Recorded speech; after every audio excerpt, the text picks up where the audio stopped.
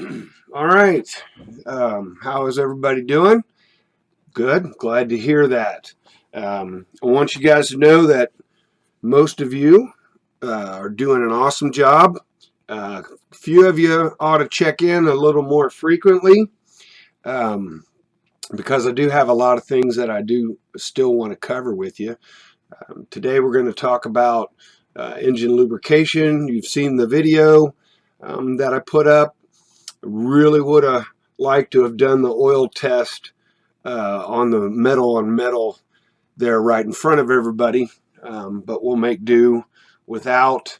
So what we're going to cover in this section is essentially what you see on the screen right there. What is motor oil? What causes oil contamination? How do additives help oil do its job? The specifications of oil and the oil types, and then how do we choose it? And finally, how often do we need to change it?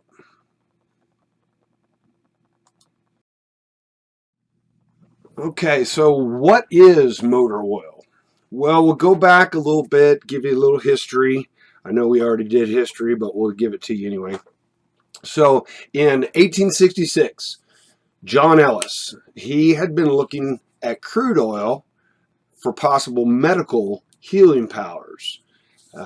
This turned out not to be, but what he did find was an awesome potential lubricant for the steam engine. Steam engine, you say? Well, remember, this is 1866, and the combustion engine hadn't come into the picture till about 1886. So we still had issues with lubrication because we had engines. We just weren't using gasoline as our power source.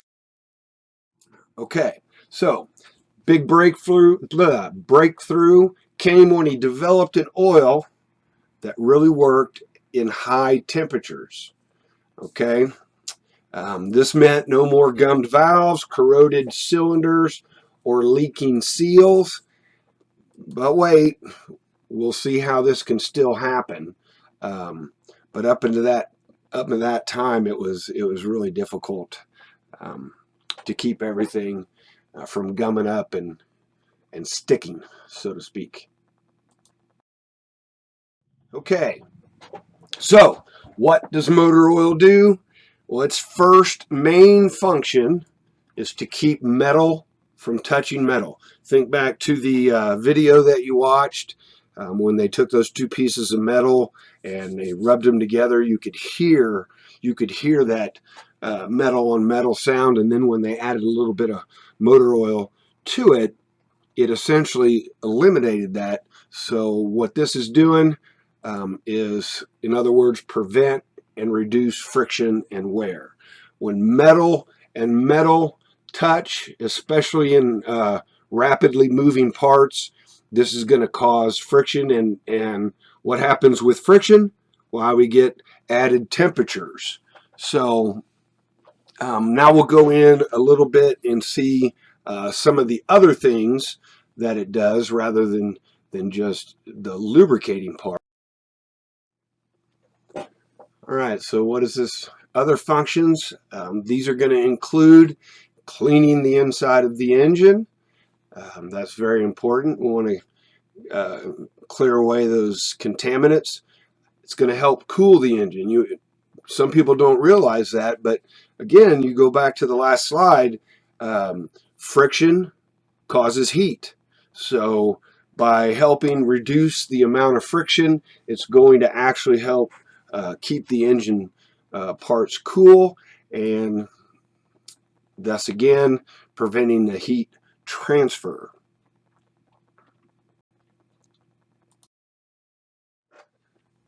Okay, so what do you guys think is actually in motor oil? Well, motor oils are mainly made up of a base oil, and those base oils are going to be about 80% of an oil, and then the other 20% are going to be additives. What are additives? What are additives, and what do they do? Well, let's find that out. Before we go, though, this number up here, these two numbers up here, 80% and 20%, would be an amazing test question. All right, so I can't tell you guys how many times I have somebody and they don't math well, I suppose, and so they'll put in there that base oils make up 80% and additives will make up the other 25%. Well, that just doesn't make sense. So 80-20, let's remember that, guys.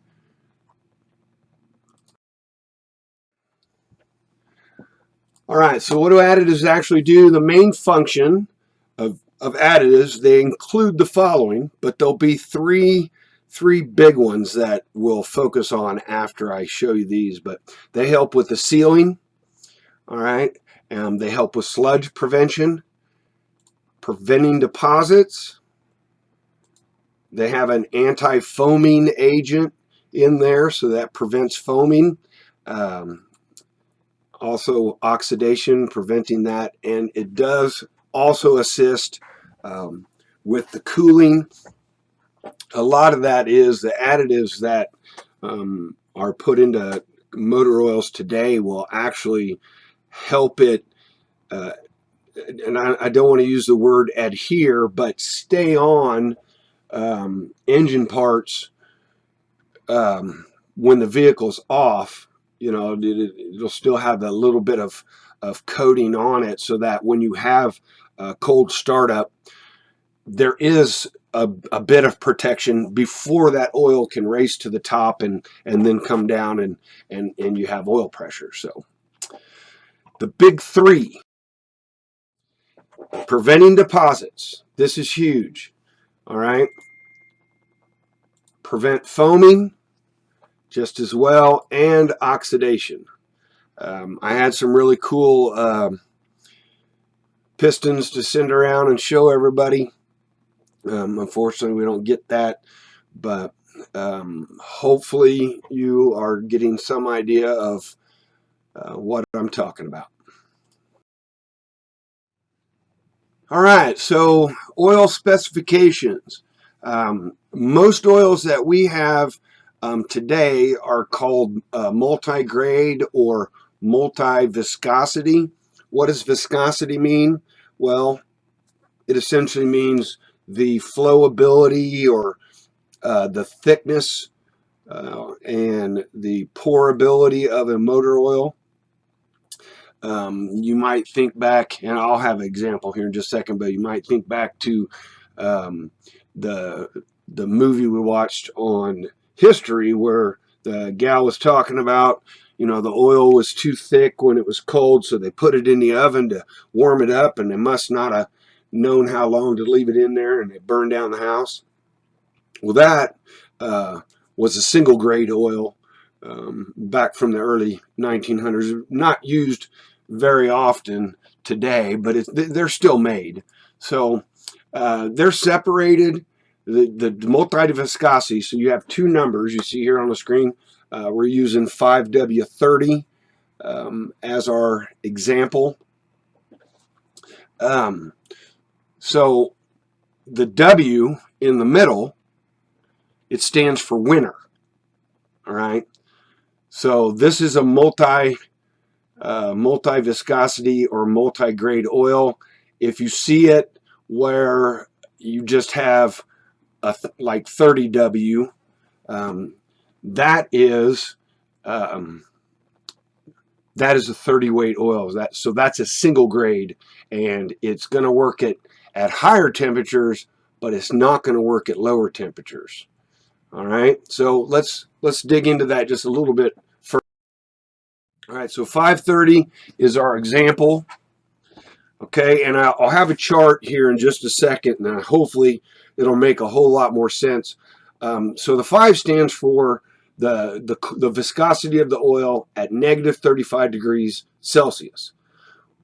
Why do they use Celsius?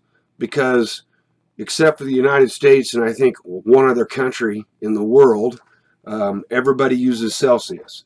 So we get the beautiful job of translating that into Fahrenheit. But so essentially the first number stands for the viscosity at the coldest temperature of that motor oil. And then, like I said before, the W stands for winter.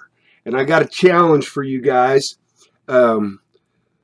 See if you can ask a parent or, a grandparent or somebody who's been around for a little while. Ask them what they think the W means in 5W30 or 10W30.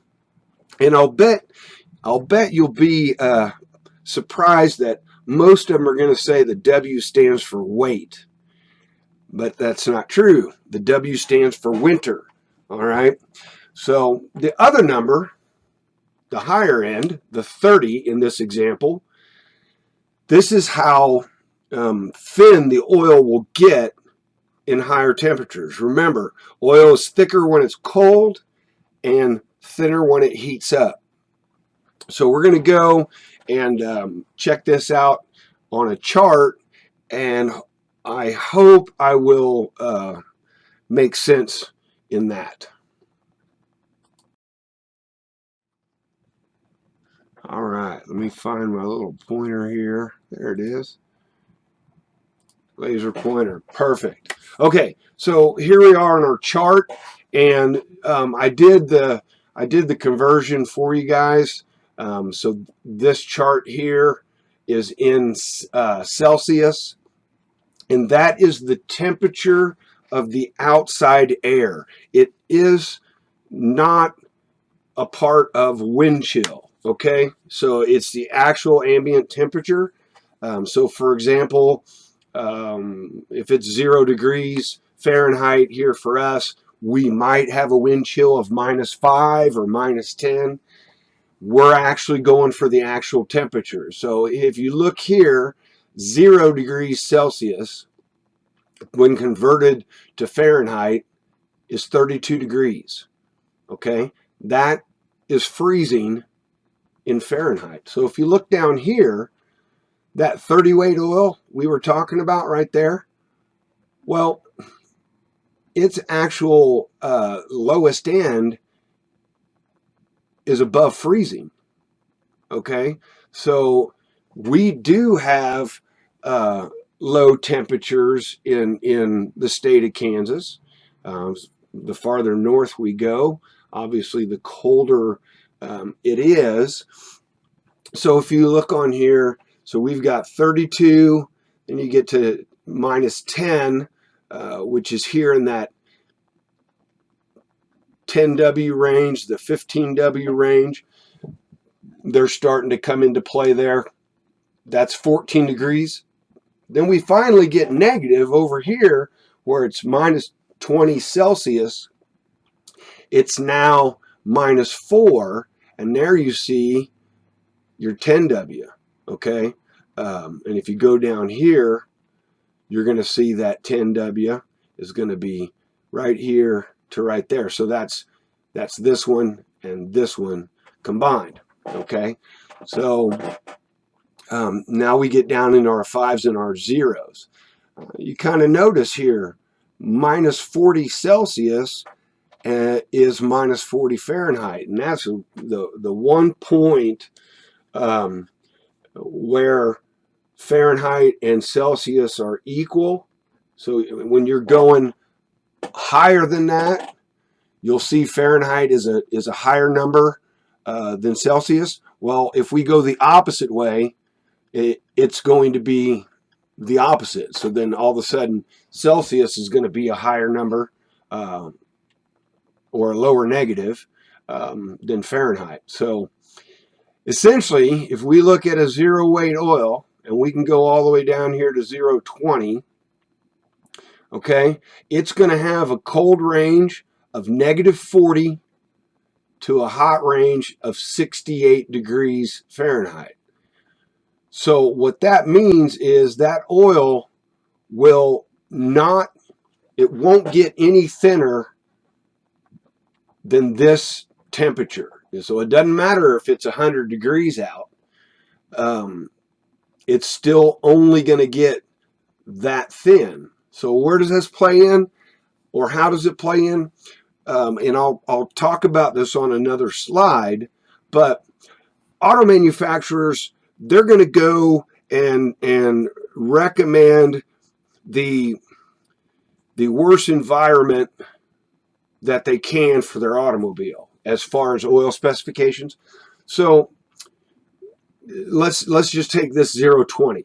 All right, 020. If you're in North Dakota, all right, you're going to have more chance of a negative 40 degree, or say Alaska, you definitely have that, than you would here in the state of Kansas.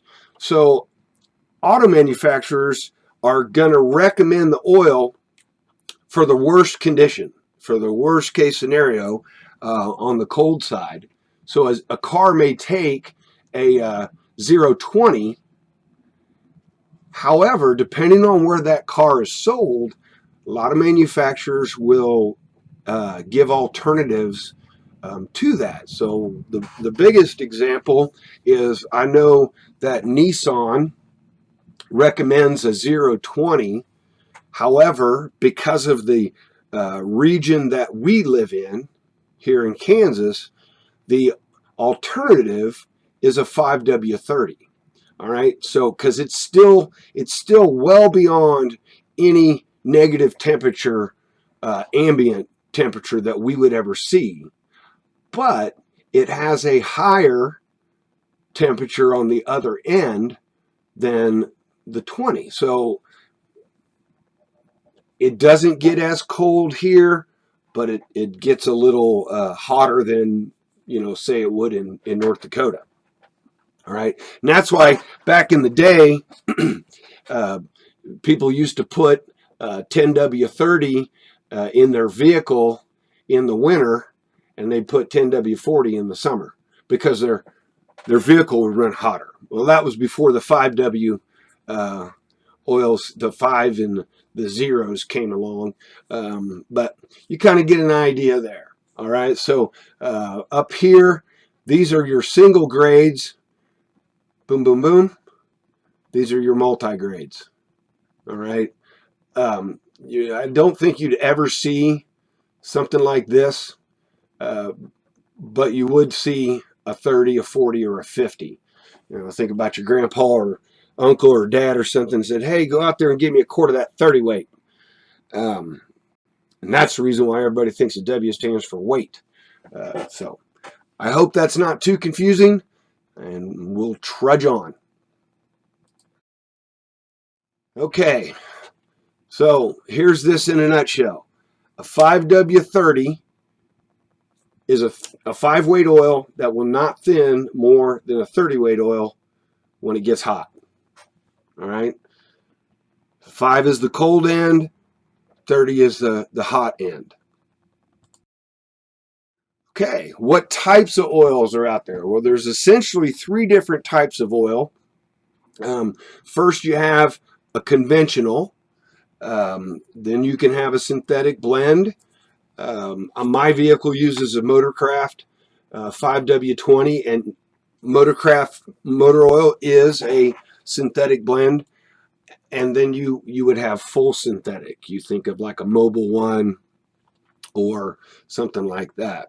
So those are the 3 types. Remember, base oils make up 80%, and the additives make up the other 20%. Well, brand is kind of up to you. But all ASE master technicians agree that you should use the oil recommended by the manufacturer, and we'll get to that more in the maintenance portion of our program. But you can find that in your owner's manual. And if you don't have an owner's manual, you could call a dealer and ask them what the specifications. Just to touch back on what I stated earlier, some manufacturers will give alternatives depending. All right. For example, a car in North Dakota might run a lower oil than something we have, say, in Texas. So just know that that is possible. So you can use whatever oil you want. That kind of depends on what your vehicle recommends, what the manufacturer recommends. And here's what I mean by that. So if your vehicle calls for a conventional oil, all right, and you want to run a full synthetic, that is not a problem. Not a problem whatsoever.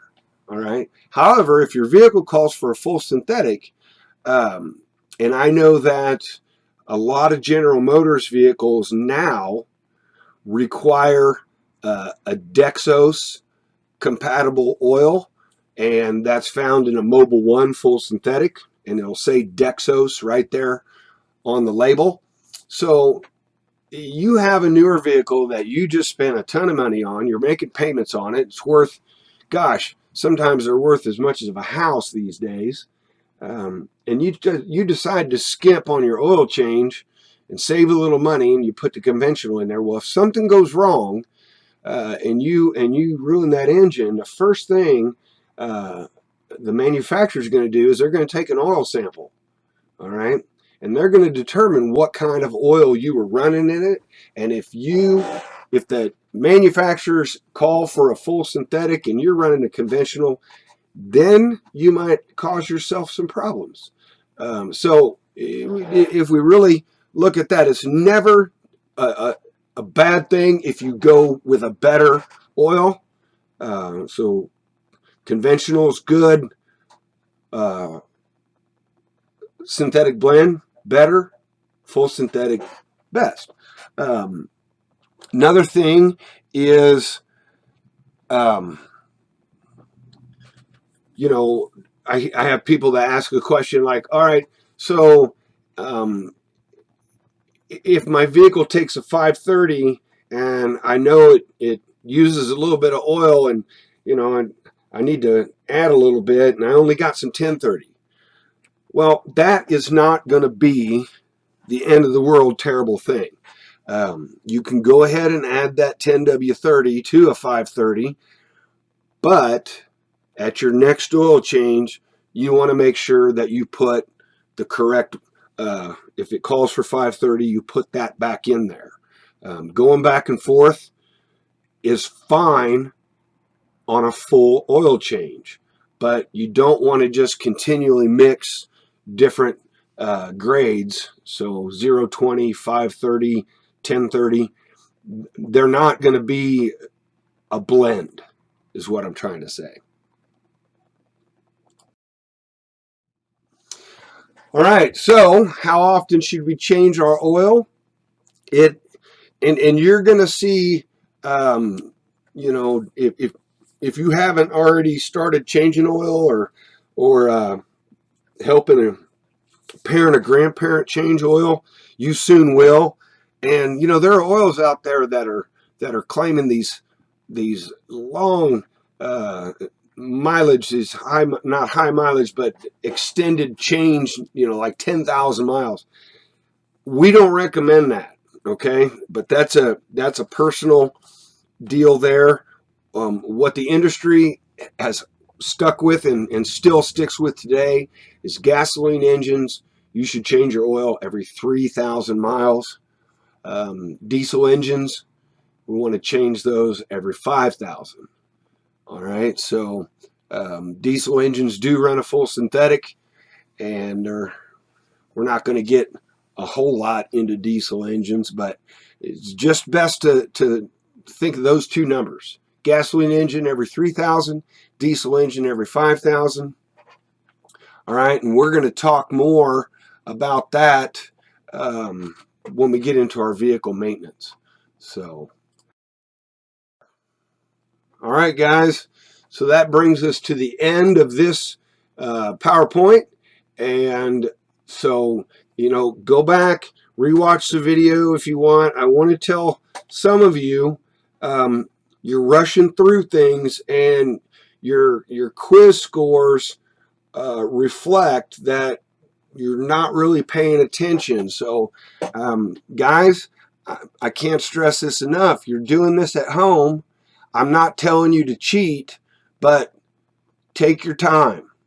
All right. If time limits on the quizzes are, getting in the way and making you hurry up, contact me. You guys got my email. You can even call my cell phone, 620-343-7575. But communication is the key. I want to help you guys succeed, but I need you to want to succeed. So have a great day. We'll talk to you soon.